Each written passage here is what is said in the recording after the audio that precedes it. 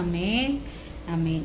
இப்போது நம்ம வந்து வெளிப்படுத்தல் 1ஆம் அதிகாரத்தில் நம்ம வாசிக்கலாம். வெளிப்படுத்தல் 1 3ஆம் வசனத்தை நீங்கள் வாசித்தா தெரியும். இந்த தீர்க்க தரிசன வசனங்களை வாசிக்கிறவனும் கேட்கிறவர்களும் இதில் எழுதியிருக்கிறவைகளை கைக்கொள்கிறவர்களும் பாக்கியவான்கள், காலம் சமீபமாய் இருக்கிறது. இது மாதிரி எந்த ஒரு ஆகமத்துக்கும் சொல்லியிருக்க மாட்டாங்க.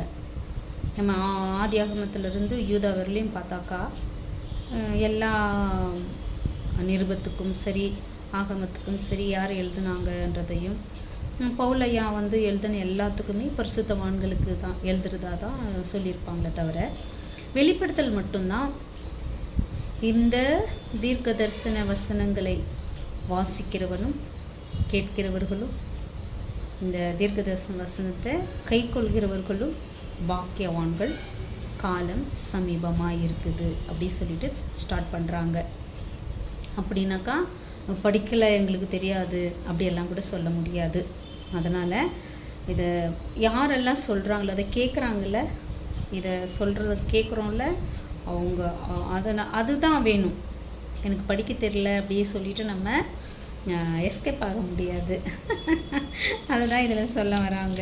இந்த வாசிக்கிறவனும் கேட்குறவங்க இது தீர்க்கதரிசன வசனத்தை வந்து கைக்கொள்கிறவங்க ரொம்ப பாக்கியவான்கள் அப்படி சொல்லுது. அப்போ நம்மெல்லாம் பாக்கியவான்கள். அதுக்காக கர்த்தருக்கு கொடி கொடி சூத்திரம். அங்கே வந்து ஏசப்பா வந்து இன்ட்ரடியூஸ் பண்ணுறாங்க. இருந்தவர், இருக்கிறவர், வருகிறவருமானவர், 7 ஆவிகளுக்கு முன்பாகவும் சிங்காசனத்துக்கு முன்பாகவும் மரித்தவர்களை முதல் பிறந்தவரும் பூமியின் ராஜாக்களுக்கெல்லாம் அதிபதியுமானவரும் மரித்தனிதே சதா காலம் உயிரோடு இருக்கிறவர் சொல்கிறதாவது அப்படின்னு தன்னை குறித்த இன்ட்ரடியூஸ் அங்கெல்லாம் வந்து இருக்குது. அது யோவான் வந்து ஏசப்பாவோட சுவிசேஷத்திற்காக அநேக சீஷர்கள் 12 சீஷர்களுமே பல விதமான உபத்திரத்தில் வந்து அவங்க மறிக்கிறாங்கன்றது நமக்கு எல்லாருக்கும் நல்லா தெரியும். யோவான் ஐயா தான் எல்லாரோட சின்ன வயசு அவருக்கு. அவர் ஏசப்பாவோட மார்பிலே சார்ந்திருந்தாருன்ட்டு நமக்கு தெரியும். ஏசப்பாவுக்கு செல்ல பிள்ளையும் கூட யோவான். அவங்களுக்கு நிறைய மரணத்துக்கு ஏதுவான கொடுமையான உபத்திரவங்களுக்கு கொடுத்தாலும் எல்லாத்துலேயும் அவர் வந்து ஜீவன் எடுக்க முடியல. அதனால் வந்து பத்மோ என்ன ஒரு தீவில் கொண்டு அவர் விட்டுடுறாங்க. அந்த மனுஷங்கள்லாம் அங்கே யாரும் இருக்க மாட்டாங்க. அது அது எப்படியெல்லாம் இருக்குன்னு தேவனுடைய பிள்ளைகள் அநேகர் சொல்லியிருப்பாங்க, நீங்கள் கேட்டிருப்பீங்க. அந்த மாதிரி இடத்துல இருக்கும்போது தான் ஆவியானவர் வந்து பரலோகத்துக்கு அவர் யோவானை கூட்டின்னு போயிட்டு நம்ம வாழ்கிற இந்த கால வரலையும் ஏசப்பா வாழ்கிறத நம்ம பார்க்குறதும் எடுத்துக்கொள்ளப்படுறதும் இதுக்கப்புறம் என்ன நடக்க போகுதுன்ற ஒரு சத்தியமான உண்மையை வந்து கண்ணால் காமிக்கிறாங்க. சொல்லலை, கண்ணால் காமிக்கிறாங்க யோவானுக்கு. அதை தான் வந்து இந்த முதல் அதிகாரத்தில் வந்து நம்ம பார்க்குறோம். அது மாத்திரம் இல்லை, நம்மளை படைத்தவரும் இரட்சகராகிய இயேசு கிறிஸ்துவும் பரிசுத்த ஆவியானவரும் வேற இல்லை, அவங்க ஒன்று தான்ற உண்மை, இந்த சத்தியம் கூட இந்த முதல் அதிகாரத்தில் நமக்கு நல்லா தெரியும். முதல் அதிகாரம் வெளிப்படுத்தல் 1:20 வசனத்தில் முடிவில் இப்படி எழுதியிருக்கும். என் வலது கரத்தில் நீ கண்ட 7 நட்சத்திரங்களின் இரகசியத்தையும் 7 பொன் குத்து விளக்குகளின் இரகசியத்தையும் எழுது. அந்த 7 நட்சத்திரங்களும் 7 சபையின் தூதர்களாம். நீ கண்ட 7 குத்து விளக்குகளும் 7 சபைகளாம் அப்படி சொல்லுவாங்க. ரகசியம் சொல்லிவிட்டு அந்த ரகசியம் என்னன்றதையும் அங்கே தெளிவுபடுத்திட்டு 2ஆம் அதிகாரத்துலேருந்து ஒவ்வொரு சபையாய் தேவன் நமக்கு சொல்கிறாங்க. தேவனுடைய பிள்ளைகள் கவனமாக படிக்காதவங்க கேட்டால் கூட கவனமாக கேளுங்க. ஆவியானவர் சொல்கிறத காது உள்ளவன் கேட்க கடவன். அதனால் நம்ம இதெல்லாம் வந்து பொக்கிஷமான ஒரு அரிதான ஒரு காரியங்கள். இதை வந்து நம்ம கவனமாக வாசிக்கும் போது கேட்டு ஆவியானவர் சொல்கிறத நம்ம வந்து ஃபாலோ பண்ணலாம். முதல் சபை எபேசு சபையை எங்கே ஸ்டார்ட் ஆகுதுன்னா வெளிப்படுத்தல் 2ஆம் அதிகாரத்தில் முதல் சபை குறித்து நம்ம வாசிக்கலாம். எபேசு சபையின் தூதனுக்கு நீ எழுத வேண்டியது என்னவெனில், 7 நட்சத்திரங்களை தம்முடைய வலது கரத்தில் ஏந்தி கொண்டு 7 பொன் குத்து விளக்குகள் மத்தியிலே உலாவிக் கொண்டிருக்கிறவர் சொல்கிறதாவது.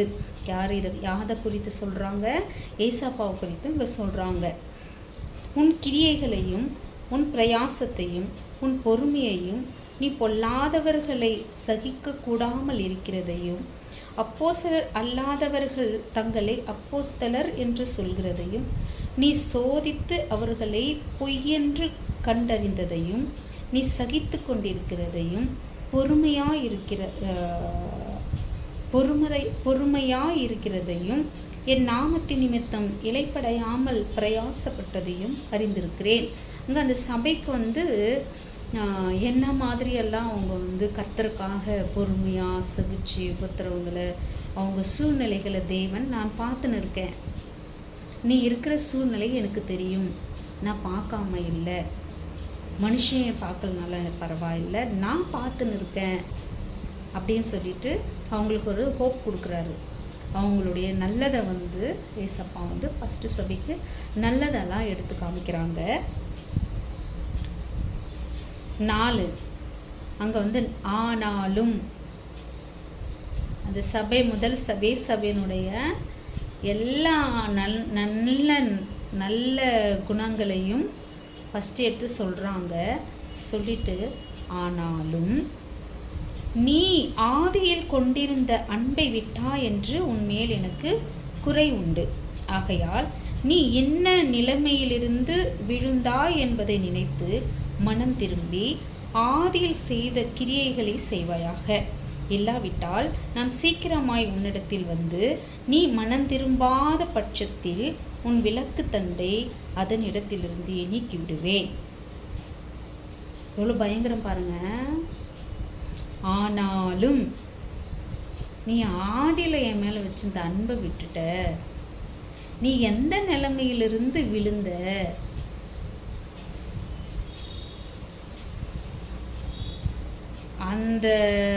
அதை அந்த ஆதியில் செஞ்ச கிரியையை நீ செய்ய. அப்படி நீ மனம் திரும்பாத பட்சத்தில் உங்ககிட்ட இருக்கிற அந்த விளக்கு தண்டை நான் நீக்கி விடுவேன் அப்படி சொல்கிறாங்க. ஆதி அன்பு அப்படின்னு சொல்லிட்டு 4வது வசனத்தில் சொல்லிட்டு 5வது வசனத்தில் ஆதியில் செஞ்ச கிரியை விட்டாய். ஆதி அன்புனா என்ன? ஆதியில் நீ எனக்காக என்னெல்லாம் செஞ்ச? 5ல் சொல்கிறாரு, ஆதியில் செய்த கிரியைகளை செய்வாயாக. ஆதியில் எனக்கு நீ செஞ்சுந்தல்ல, அதெல்லாம் நீ செய்யாமல் விட்டுட்ட. என் அன்பினால நீ அதெல்லாம் செஞ்சுனுந்த. ஆனால் இப்போ அதெல்லாம் நீ செய்ய மாட்ற. நீ எந்த நிலைமையில விழுந்துட்ட, எதனால் அதை நீ செய்யாமல் விட்ட, அதை நீ மனம் திரும்பி அதிலேருந்து நீ மனம் திரும்பாத பட்சத்தில் நான் உங்ககிட்ட உன் விளக்கு தண்டை எடுத்து போட்டுருவேன் அப்படி சொல்கிறாங்க. நம்ம ஆதியில் தெய்வம் மேலே வச்சுருக்கிற அன்புனால எனக்கு ஆவியானவர் ஏன் லெவலில் எப்படி சொன்னால் நான் புரிஞ்சுக்கணும் அப்படி எனக்கு சொன்னதை தான் நான் உங்ககிட்ட ஷேர் பண்ணுறேன். ஏன்னா எனக்கு அவ்வளோ படிப்பறிவெல்லாம் கிடையாது, அதனால் அவ்வளோ ஞானம் அப்படி எனக்கு கிடையாது. என்னுடைய தகுதி என்னுடைய லெவலுக்கு இறங்கி ஆவியானவர் ஒவ்வொரு சபையாக குறித்த எனக்கு சொன்னதை தான், எனக்கு கற்றுக் கொடுத்ததை தான் நான் உங்களுக்கு ஷேர் பண்ணின்னு இருக்கேன். இப்போது இதை நான் அடிக்கடி உங்களுக்கு சொல்லின்னு இருக்கேன். நான் ஆவியானவர்கிட்ட கேட்டப்போ ஆவியானவர் சொன்னதுன்னா, ஆதியில் கொண்டிருந்த அன்பை விட்ட, ஆதியில் செஞ்சு கிரியை செய்யாமல் விட்டுட்ட, எந்த நிலையில் நீ விழுந்த? அப்போ நம்ம ஏசப்பாவை ஏற்றுக்கும் போது யாருக்காகவும் ஏசப்பா விட்டு தர மாட்டோம். குடும்பத்தை விட்டுடுவோம். நிறைய பேர் குடும்பத்தை வீட்டை துரத்திடுவாங்க. வாலிப பசங்களாக இருக்கலாம், கணவன் மனைவியாக இருக்கலாம். என்ன பண்ணுவாங்க? எதுக்காகவும் ஏசப்பா விட்டு தர மாட்டாங்க, வீட்டு விட்டு போயிடுவாங்க. அவங்கள துரத்தி விட்டுருவாங்க. எதுக்காகவும் யாருக்காகவும் ஏசப்பா வந்து விடாமல் ஒரு கிரியைகளை நம்ம செஞ்சு வந்தோம் ஆதியில். ஆனால் நாள் ஆக ஆக ஆக வருஷம் அதிகமாக ஆக நம்ம ரட்சிக்கப்பட்டு வருஷம் கூட கூட கூட கூட எனக்கு அது ரொம்ப ஆச்சரியம். கூட ரட்சிக்கப்பட்டு நாள் அதிகமாக ஆக அன்பும் பயமும் பக்தியும் அதிகமாக தானே ஆகணும். அன்பும் அதிகமாக தானே ஆகணும். ஏன் கம்மியாகுது? அப்போ அங்கே நம்ம ஒரு சுயம் வருது. அங்கே ஒரு சுயம் வருது. முதல்ல வந்து பெருமை. நான் ரட்சிக்கப்பட்டுட்டேன், நான் வந்து ஊழியம் வந்துடுச்சு, எனக்கு இவ்வளோ வரங்கள் தாளந்துகள் வந்துடுச்சு. பெருமை. அது நமக்கு கொடுத்த பிச்சை, அதை மறக்கக்கூடாது. அப்புறம் மனைவிக்கு இது செஞ்ச பிடிக்கல, செய்ய வேண்டாம், விட்டுடுவாங்க. கணவனுக்கு இது செஞ்ச பிடிக்கல, தெய்வ சித்தத்தை செஞ்சால் செய்ய மாட்டாங்க, விட்டுடுவாங்க. அப்பா அம்மாவுக்காக, பிள்ளைகளுக்காக, நண்பர்களுக்காக, காதலர்களுக்காக, ஃப்ரெண்ட்ஸுக்காக விட்டுடுவாங்க. நல்லா வாலிப பிள்ளைங்க சபைக்கு போய் நிற்பாங்க விடாமல். ஏதோ ஒரு லவ் வந்துடும். நம்ம சர்ச்சுக்கு போகிற நேரத்தில் தான் அவங்க வர சொல்லுவாங்க பார்க்குறதுக்கு. என்ன பண்ணுவோம்? அந்த பொண்ணுக்காக, அந்த பையனுக்காக சபையை கட் பண்ணிட்டு போயிடுவாங்க. ஆதி அன்பு போச்சு. எப்பவும் கர்த்தர் கல்யாணத்துக்கு முன்னாடி நல்லா கர்த்தருக்குள்ளாக இருப்பாங்க. கல்யாணம் ஆச்சு, அவங்களுக்கு கொஞ்சம் பிடிச்ச மாதிரி இருக்கலாம், தேவனுக்கு கொஞ்சம் பிடிச்ச மாதிரி இருக்கலாம். அன்பு செய்கிறது வேற, தேவ சித்தம் வேற. ஆவியானவர் எனக்கு சொல்லி கொடுக்குது, யாருக்காகவும் எதுக்காகவும் தேவனை விடக்கூடாது. எதுக்காகவும் ஏசப்பாவுக்காக யாரையும் எதையும் விட்டுடணும். அதான் ஆதி அன்பு. அதுதான் அப்படி நம்ம இருந்தால் நம்ம செய்ய வேண்டிய காரியத்தை தேவனுக்காக தவறாமல் செஞ்சுனே இருப்போம். அப்படி நீ செய்யாத பட்சத்தில் நான் உங்ககிட்ட வந்து விளக்குத்தண்டை எடுத்து போடுவேன் அப்படி சொல்கிறாங்க. அப்போ வந்து 7 சபை வந்து 7 குத்து விளக்குன்னு சொல்லுவாங்க. அது வந்து சபைன்னு சொல்லிட்டு இங்கே தேவர் சொல்வார். 7 தூதர்கள், 7 நட்சத்திரங்கள் வந்து சபையின் தூதர்கள் சொல்வார்.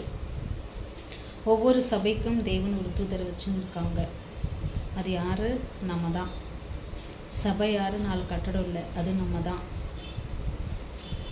அதை புரிஞ்சுக்கிறதுக்கு தான் தேவன் வந்து சபை தூதன் சொல்கிறாரு. சபை வந்து ஒன்று கூடுறது தான் சபை. நம்ம தேவனுடைய பிள்ளைகள் எல்லாம் ஒன்று சேர்றால ஒரு இடத்துல, அது சபை.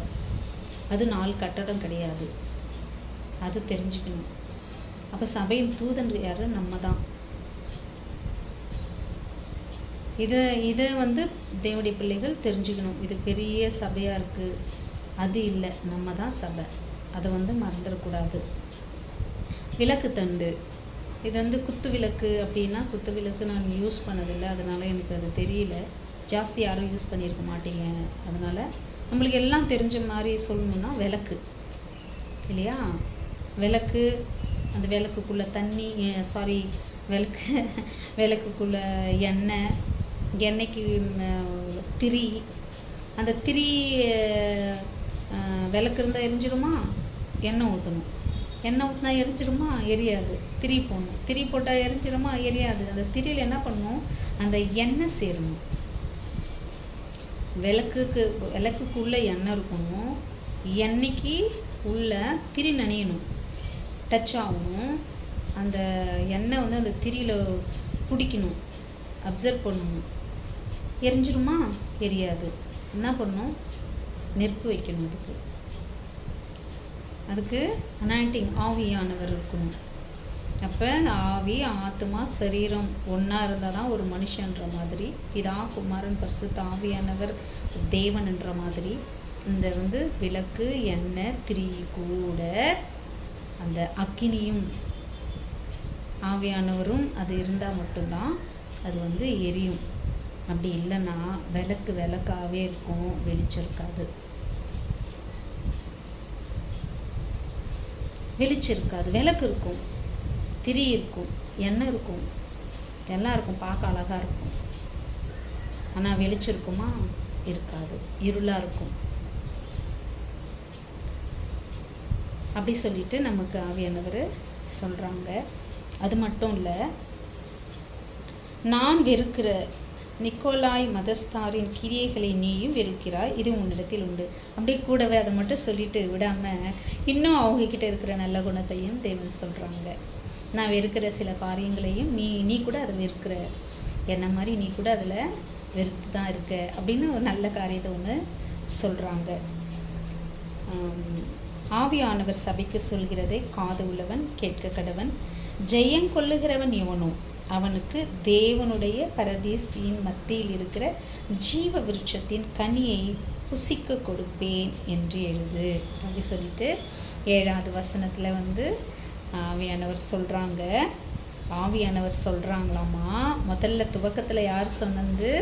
ஏசப்பா சொல்கிறாங்க அப்படின்னு நம்ம பார்க்குறோம். முடிக்கும் போது யார் சொல்கிறாங்கன்னு முடிக்குது? ஆவியானவர் சொல்கிறாங்க அப்படின்னு சொல்லிட்டு முடிக்குது. இதில் நமக்கு என்ன தெரியுது? ஆவியானவர் வேறு இல்லை, ஏசப்பா வேறு இல்லைன்றது நமக்கு தெரிய வருது. ஆமாம். அப்போ ஜெயம் கொள்ளுகிறவன், எல்லாரையும் விட ஏசப்பாவை நேசிக்கிறவன், ஆதியில் செஞ்ச கிரியையை, அதாவது தெய்வ சித்தத்தை அறிஞ்சு செய்கிறவன், தெய்வ சித்தத்தை கரெக்டாக செஞ்சுனே வருவாங்க ஜெயம் கொள்கிறவங்க. அப்படி அவங்க ஜெயம் கொள்கிறவங்களுக்கு என்ன தருவாராம்? தேவனுடைய பரதீசியில் மத்தியில் இருக்கிற ஜீவ விருட்சத்தின் கனியை புசிக்க கொடுப்பேன் என்று எழுது. அப்போ நமக்கு பரலோகத்தில் தேவன் ஜீவ விருட்சத்தின் கனியை தேவன் நமக்கு கொடுப்பாங்க. இது நான் படிக்கும்போது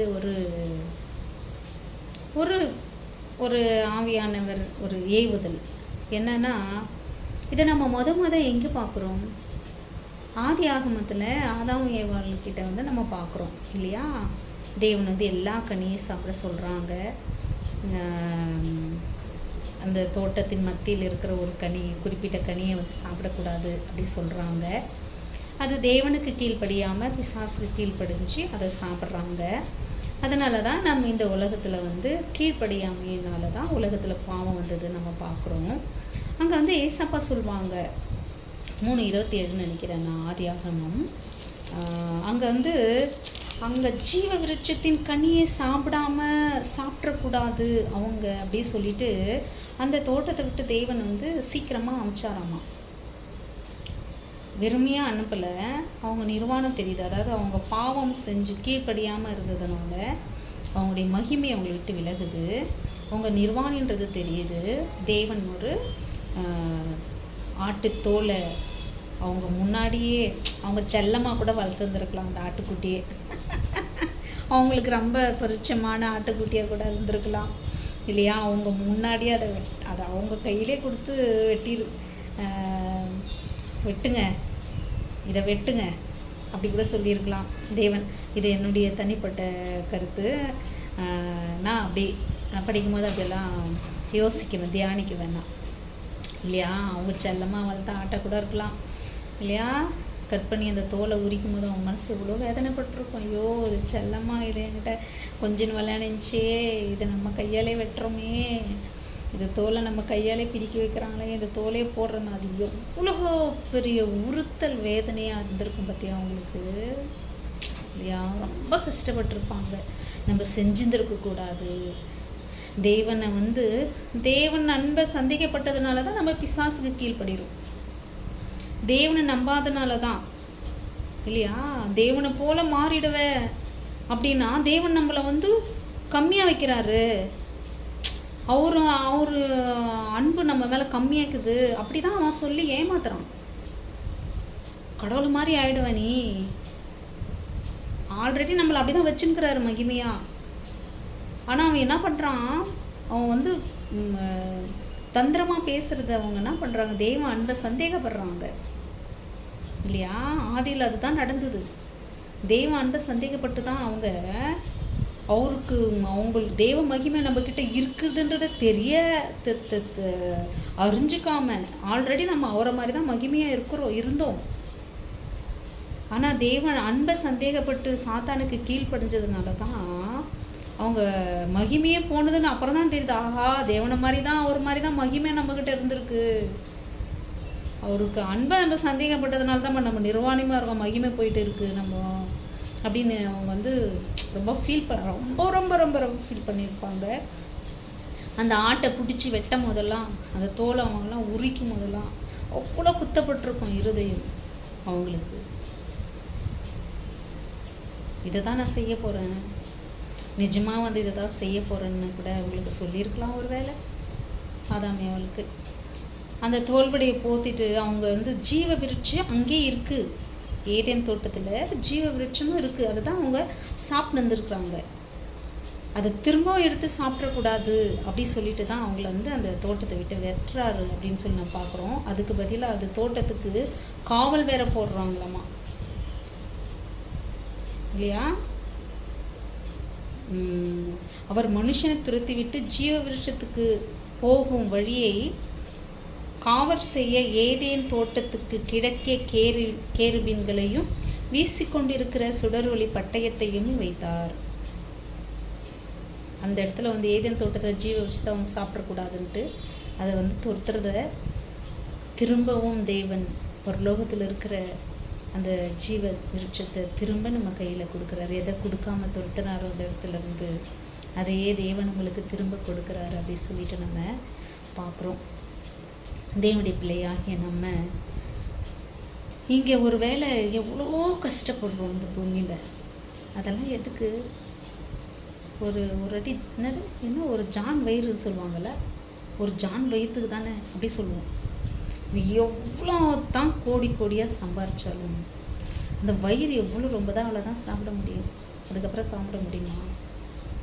சாப்பிட முடியாது. அது கூட எத்தனை கோடி இருந்தாலும் வெறும் மருந்து மாத்திரையே சாப்பாடாக சாப்பிட்றவங்க கூட உண்டு. ஆனால் நம்ம தேவன் ஜீவ விருட்சத்தை நம்மளுக்கு வந்து பரதேசில் வந்து கொடுக்க போகிறாங்களாம்மா. அது எல்லாருக்கும் கிடைக்காது. நான் அடிக்கடி உங்களுக்கு சொல்கிறது, அடிக்கடி உங்ககிட்ட சொல்கிறது, நான் எல்லாருக்குமே கிடைக்காது. நம்ம ரட்சிக்கப்பட்டுட்டோம், ஞானஸ்நானம் எடுத்துட்டோம், ஆலயத்துக்கு போயின்னுக்குறோம், நம்ம காணிக்க தசமபாகம் கொடுக்குறோம், அநேக ஊழியர்களுக்கு ஹெல்ப் பண்ணுறோம், கூட்டம் கூடி ப்ரேயர் வைக்கிறோம், போயிட்டு எல்லாமே செய்கிறோம். நம்ம அவெல்லாம் போயிடுவாங்களா? முடியாது.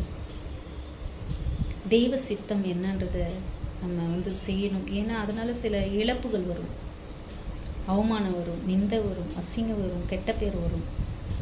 அது எல்லாத்தையும் அற்பமாக நினச்சிட்டு நம்ம வந்து திரும்ப நம்ம வந்து என்ன பண்ணணும்? தெய்வ சித்தத்தை வந்து செய்ய போகணும்.